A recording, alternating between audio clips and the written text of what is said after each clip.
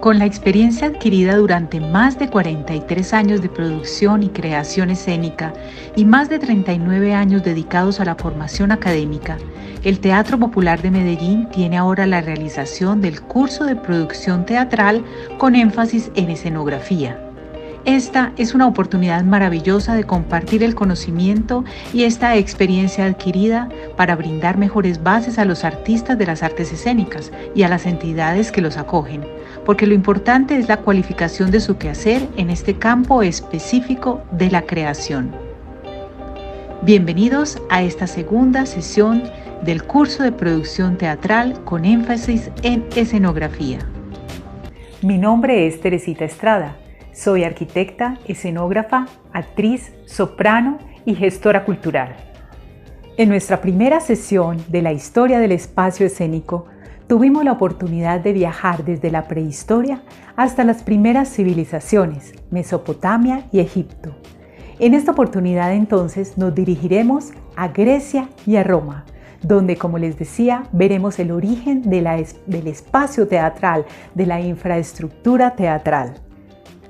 Como mencionamos anteriormente, en este primer módulo veremos la historia del espacio escénico, lo que les permitirá analizar sus necesidades como grupo o compañía y visionar también el futuro y sus respectivos requerimientos espaciales.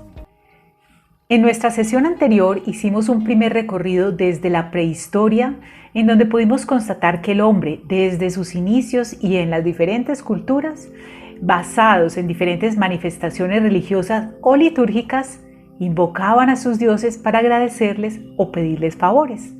De esta manera crearon entonces rituales en donde esos primeros escenarios fueron al aire libre o en cavernas, en donde generalmente se reunían alrededor de una hoguera. Vimos después que en Egipto, a mediados del segundo milenio, precisamente antes de nuestra era, se representaban ya dramas sobre la muerte y resurrección de Osiris. Ellos tenían muchos dioses y a muchos de ellos les hacían festividades, pero el tema de Osiris fue especialmente importante. Ellos iniciaron este tipo de celebraciones, las cuales funcionaron como una base de un tipo de teatro. Y luego vimos que en Mesopotamia también se realizaban rituales a sus dioses, los cuales podemos ver en las placas de terracota o en el estandarte de Ur, que es una obra de arte que es de la época de los sumerios y es como un rectángulo. Y en una de sus caras, en uno de sus lados, que se llama la cara de la paz, se representa un desfile de animales y donde ellos tienen tributos como para un banquete. Eso lo están presentando ante un rey que bebe mientras conversa. Y figuras sentadas celebran esta fiesta o este ágape mientras un músico entretiene a los comensales. Todo esto son registros de las actividades y de las festividades que se tenía en esa época antigua. Sin embargo, ninguno de estos rituales es considerado aún teatro por la mayoría de los historiadores, pues su argumento es que faltaba un elemento fundamental que es el público. Entonces nos aparece la pregunta: ¿dónde nació el teatro en Occidente? ¿Y quién inventó el teatro occidental? Puesto que en Oriente sí hacía muchos años que ya había actividad teatral. Pero entonces en Occidente, ¿qué pasó en Occidente? La respuesta es que el teatro nació en la antigua Grecia, entre los siglos V y VI antes de Cristo. Y ubicándonos entonces en esa antigua Grecia, vemos que en el Ática, que es una región histórica de Grecia, donde está Atenas, que es la actual capital. Entonces, en el Ática fue donde surgieron estas manifestaciones teatrales, a partir de las danzas y cantos corales de los siglos V y VI antes de nuestra era. Esto se celebraba en primavera, durante las fiestas en honor al dios Dionisio, que eran llamadas también grandes dionisíacas. En estas festividades en honor a Dionisios, conocidas como Ditirambo, tenían danzas, carruajes y rituales en las afueras de la población. Esto ocurrió más o menos en el año 600 antes de nuestra era y en el homenaje a dios Dionisio, que era el dios del vino, el dios de lo que nosotros hoy interpretamos como bacanales, pero que tiene muchísimo más significado. No es solamente el dios del vino. Se organizaban entonces estas grandes dionisíacas y estas fiestas duraban 6 días, durante los cuales todos los ciudadanos se dedicaban a estos ejercicios litúrgicos. Empezaba con una procesión, luego había un concurso de coros y en los últimos 3 días se dedicaban a representaciones teatrales. Entonces, en el inicio de esta festividad, en el que empezaban esta procesión, traían la estatua del dios Dionisio sobre un carro naval, sobre un barco, que lo llamaban también carro festivo del dios. Este carro venía tirado por 2 sátiros, acompañados por danzarines, flautistas y músicos. Las danzas y los cánticos se realizaban en un principio en cualquier espacio abierto.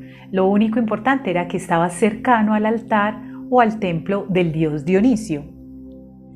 Entonces, el lugar de estas grandes celebraciones era junto al santuario de Dionisios, y ese santuario del dios Dionisio estaba situado al sur de la Acrópolis, en una parte plana, en una explanada que tenía forma de terraza, y ahí se disponía en círculo un espacio donde actuaba el coro, que era el que se llamaba orquesta, y en medio de ella estaba el altar de los sacrificios.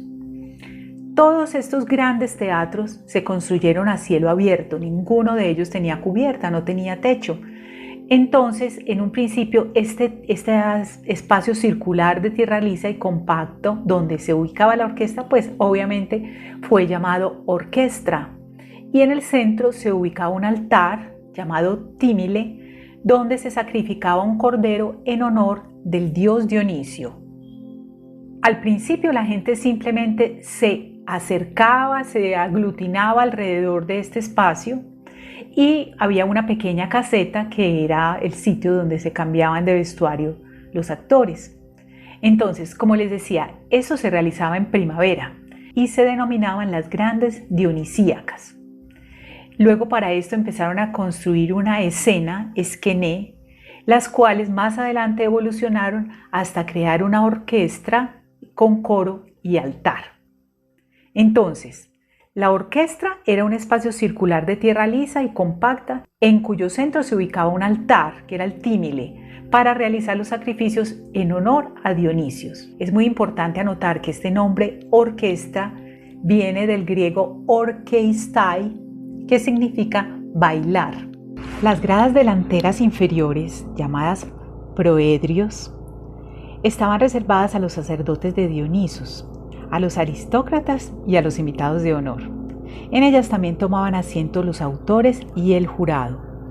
Los adolescentes disponían de localidades especiales y las mujeres tenían destinadas las filas superiores, al igual que los esclavos.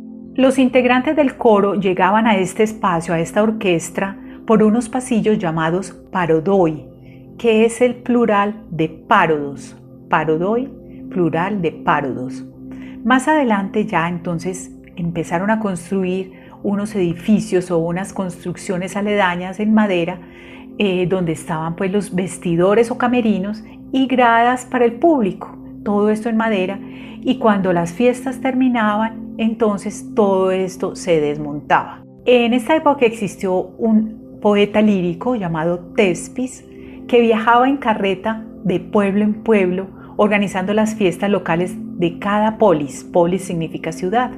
Y él fue el que introdujo en el siglo VI a.C. el ditirambo en el Ática o en Atenas. O sea, el Ática, recuerden que era la región de la antigua Grecia donde estaba ubicada la capital, Atenas. Tespis fue un dramaturgo griego nacido en Icaria en el siglo VI antes de nuestra era. Se dice también que fue el ganador del primer concurso de tragedias durante las Dionisias o festividades dionisíacas de Atenas, celebradas entre el 536 y el 533 antes de nuestra era. Los ditirambos de Tespis consistían en representaciones de textos literarios para bailar y cantar, con acompañamiento de flauta. En ellos intervenían también más o menos 50 hombres o jóvenes. También Tespis este dramaturgo famoso, o Frínico, su sucesor, le dieron mucho más protagonismo a uno de los componentes del coro, creando así la necesidad del diálogo dramático. Ahí es cuando ya deja de ser una sola voz y aparecen dos voces en el drama. Entonces surge ahí la forma teatral que nosotros denominamos tragedia, que viene de tragos, cabra, y od, canto. Y esto significa canto del macho cabrío. Todo esto porque este macho cabrío era el que ellos sacrificaban en el altar o címile cuando estaban en las festividades.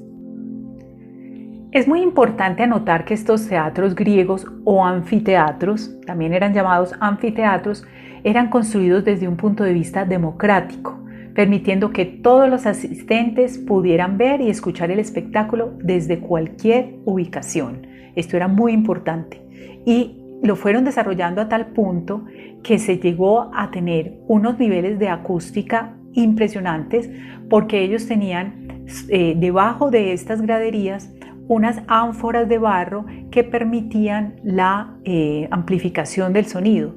Entonces tenían tantísimo público como lo es hoy un espectáculo como el fútbol.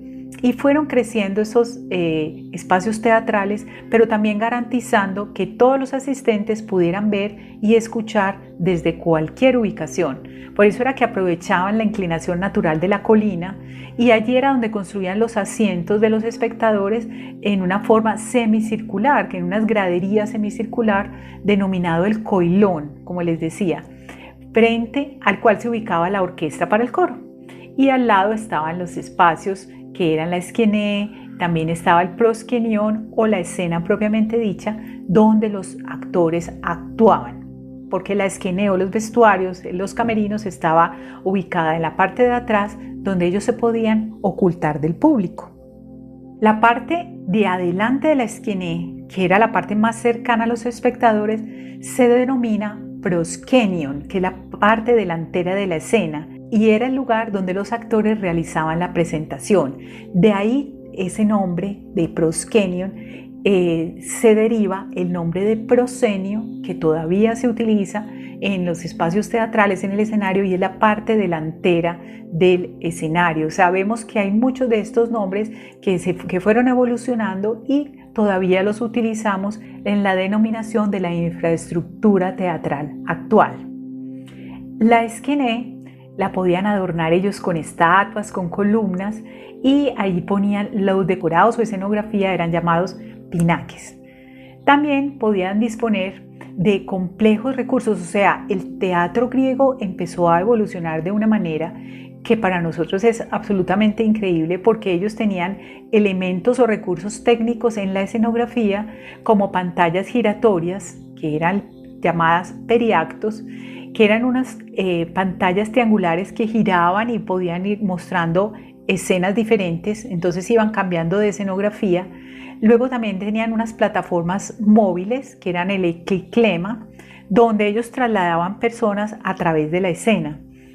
Y tenían increíblemente también unas grúas o telogeion, donde bajaban los dioses o personajes relacionados con el Olimpo, y llegaron a tener también escaleras subterráneas por las que aparecían los dioses o héroes que venían del Hades o del infierno. O sea, en la parte inferior estaba el infierno, como una especie de sótano que se creaba en el escenario, y hacia la parte superior era el cielo. Todos estos simbolismos los manejaban, y por esto era que ellos avanzaron tanto en toda esta infraestructura, en todos estos elementos escenográficos, y llegaron por medio de la maquinaria a tener aparatos como el que se llama Deux Ex Machina, que es una grúa por donde los dioses descendían a lo largo del muro.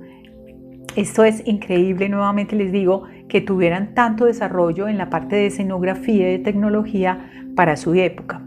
Entonces, la actuación de estos dioses, como no podía situarse al mismo nivel de los personajes humanos, había diferentes niveles y tenían también las medidas y las dimensiones, mucho simbolismo para ellos, alturas de 6 metros, porque esa era una medida que les tenía mucho significado, y los elementos entonces las alturas, las diferentes alturas, iban mostrando dónde se ubicaban los dioses, dónde se ubicaban los humanos, o sea, dónde estaba el cielo, dónde estaba el infierno.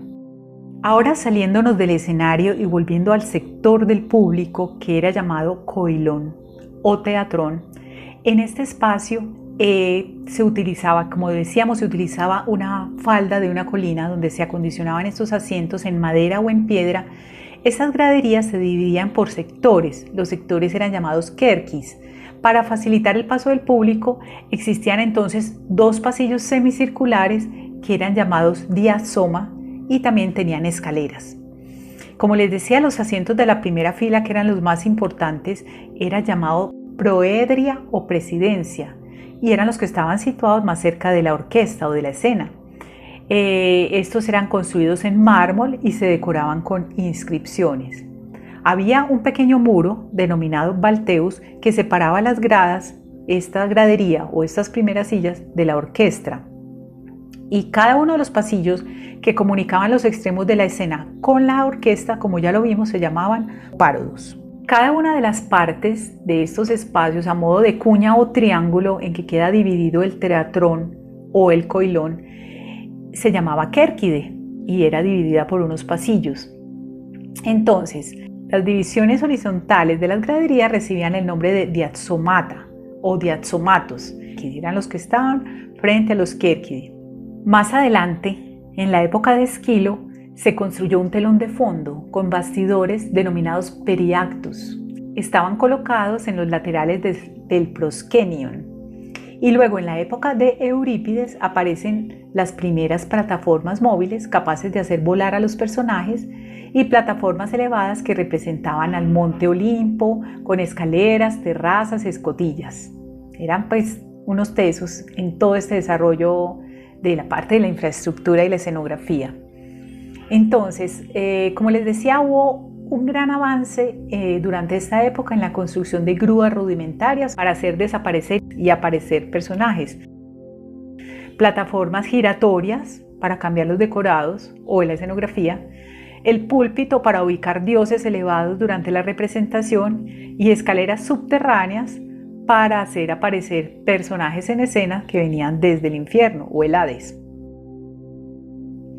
Según Vitruvio, las clases de escenas eran tres: una que se llama trágica, otra cómica y la tercera satírica, y sus decoraciones son diversas entre sí y de distinto orden. Las trágicas estaban adornadas con columnas, frontispicios, estatuas y otras cosas lujosas. Las cómicas representaban edificios particulares con habitaciones y ventanas, imitando los edificios normales, los edificios corrientes. Y las satíricas se adornaban generalmente con árboles, grutas, montes, porque estaban representando paisajes exteriores, paisajes campestres. Es muy importante saber que en esta época el teatro tenía costo, pero también había un subsidio para las gentes de menos recursos. Además de esto, se realizaba un concurso de autores, de entre los que se elegían 3 para competir en el teatro. Entonces, los gastos de estas representaciones eran pagados por el corego, que era un ciudadano rico de la ciudad. En cuanto a los actores, siempre vestían de forma muy solemne y llevaban zapatos elevados, llamados coturnos, para algunos de los personajes que querían ser mucho más altos para que se separaran de la persona cotidiana. Y luego, con el cambio de máscaras, ellos podían representar varios personajes, incluso femeninos, porque, como les decía, las mujeres nunca actuaron en el teatro. Entonces, cada uno de estos personajes tenían unas características o unos vestuarios diferentes. Con las máscaras mostraban los diferentes personajes y con elementos como los coturnos podían adquirir mayor altura y separarse de la cotidianidad o del personaje más humano. Hoy en día se tienen todavía ruinas muy bien mantenidas en Grecia de la mayoría o de muchos de estos teatros. En la Argólida, que viene a ser el Peloponeso, se encuentra el teatro Epidauro, Teatro de Epidauro, que es el teatro de la antigüedad con mejor acústica del mundo. Los espectadores de las filas superiores, imagínense, situadas a 70 metros de distancia, escuchan perfectamente a los actores del escenario. Se puede tirar una moneda en el centro y este sonido de la moneda lo pueden escuchar las personas a 70 metros de distancia. En este teatro fue proclamada la independencia de Grecia en 1822. Este teatro de Epidauro realmente tiene una acústica excepcional.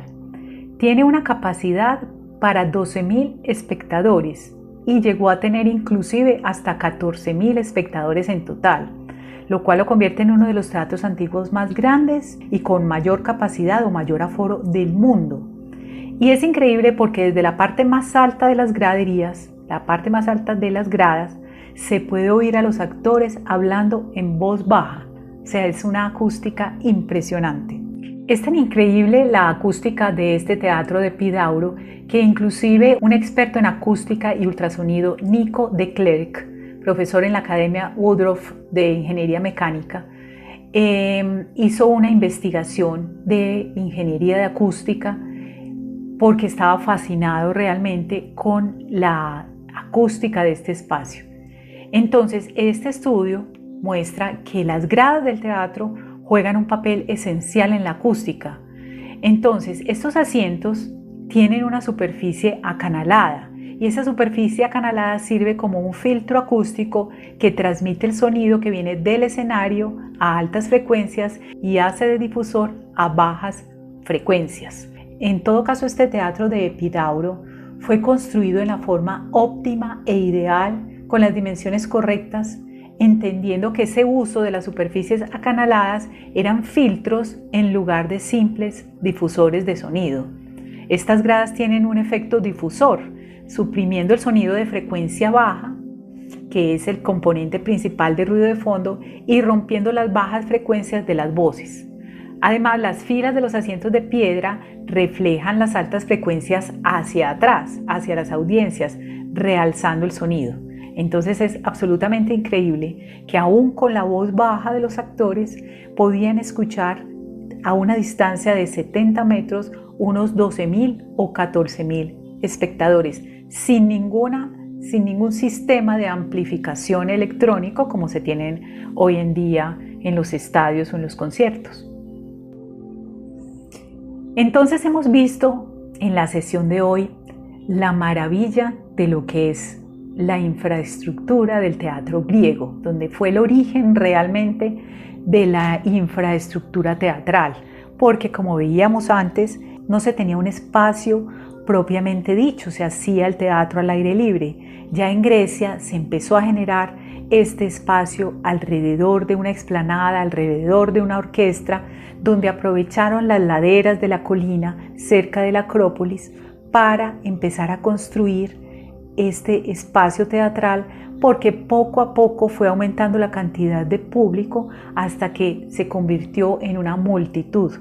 Entonces, esta primera explanada o orquesta que tenía en el centro el tímile o el altar donde se sacrificaba el cordero para el dios Dionisio, empezó a tener en la parte posterior el proscenio, la esquené, todos estos elementos de infraestructura donde se subían los actores, donde podían estar en diferentes alturas mostrando el cielo, mostrando la parte humana, la tierra, donde venían desde el infierno, desde la parte inferior.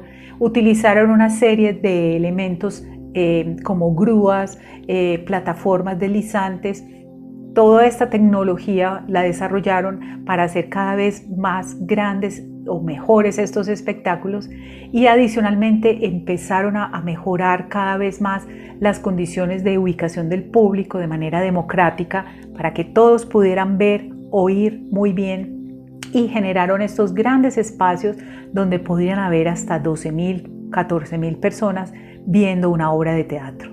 Entonces, después de ver todo este desarrollo de la infraestructura teatral en Grecia, pasaremos a Roma, que como sabemos, Roma tomó muchos de los conocimientos en toda la parte de arte, de cultura de Grecia, y lo desarrolló de una manera diferente, pero tuvo esa base de estos griegos que tenían esta parte tan desarrollada, lograron un desarrollo tan importante en la infraestructura teatral y son realmente la base de lo que es el teatro hasta nuestros días. Entonces, continuaremos más adelante con la historia de la escenotecnia. Muchas gracias.